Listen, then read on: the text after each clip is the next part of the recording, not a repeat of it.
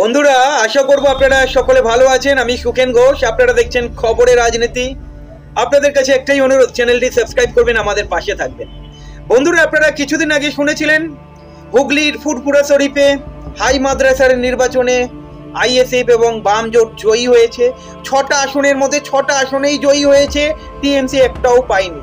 আপনারা শুনেছেন মুর্শিদাবাদে একই জিনিস ঘটেছে, হাই মাদ্রাসার নির্বাচনে বাম এবং কংগ্রেস জোট জিতেছে টিএমসি কে হারিয়ে।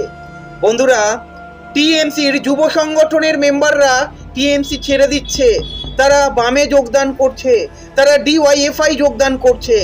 বন্ধুরা, এটা কিন্তু দিকে দিকে একই জিনিস ঘটে চলেছে। চলুন আপনাদেরকে ভিডিও ক্লিপটা আগে একবার দেখাই। যে ব্রিগেড সভা, সেই ব্রিগেড সভাকে সফল করার জন্য আজ এই প্রচার সভা।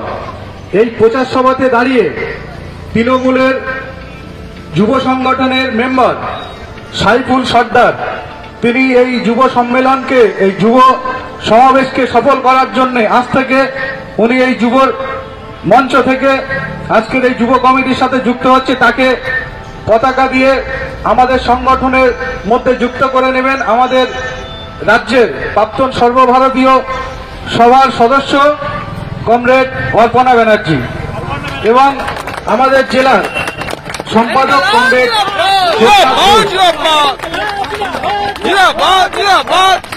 ইনকলাব জিন্দাবাদ, ইনকলাব জিন্দাবাদ, ডিওয়াইএফআই জিন্দাবাদ, সিপিআইএম জিন্দাবাদ।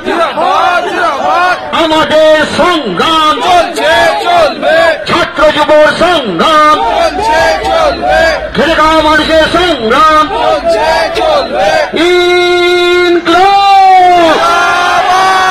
বন্ধুরা, ইনি বলছেন টিএমসিতে যদি আরো বেশি দিন থাকতাম তাহলে আমার গায়েও ওই চুরির দাগ চলে আসতে পারত, যার ফলে এই টিএমসিতে আর থাকা যাবে না। এই টিএমসি উন্নয়নের নামে কিছু করতে পারিনি, না শিক্ষার উন্নতি ঘটিয়েছে, না শিল্পের উন্নতি ঘটিয়েছে। তাই ওনার কাছে মনে হচ্ছে বাংলায় যদি বিকল্প রাজনীতি কিছু হয় সেটা হচ্ছে বাম, বাংলায় যদি বিকল্প কিছু হয় সেটা হচ্ছে বাম রাজনীতি, যার ফলে উনি বামে যোগদান করেছেন, ডিওয়াইএফআই যোগদান করেছেন। বন্ধুরা, আমার কাছে যতটা খবর রয়েছে এটা শুধু এক জায়গায় নয়, হুগলিতেও একই ঘটনা ঘটেছে, মুর্শিদাবাদেও একই ঘটনা ঘটেছে, জঙ্গিপুরেও একই ঘটনা ঘটেছে। আপনাদেরকে বলি, মেদিনীপুর আপনারা জানেন দিলীপ ঘোষের এরিয়া থেকেও বামে যোগদান হয়েছে, পুরুলিয়া থেকে বামে যোগদান হয়েছে, বাঁকুড়া থেকে বামে যোগদান হয়েছে। আপনারা জানেন অনুব্রতর এরিয়া বীরভূম থেকে প্রায় 100টা পরিবার বামে যোগদান করেছে। বন্ধুরা, বিভিন্ন দিকে যখন বামে যোগদান করছে, তার কোথাও না কোথাও বাংলার রাজনীতিতে কি সত্যি বিকল্প বাম? প্রশ্ন আপনাদের কাছে রাখলাম, উত্তর অবশ্যই আপনারা দেবেন। ভালো থাকবেন।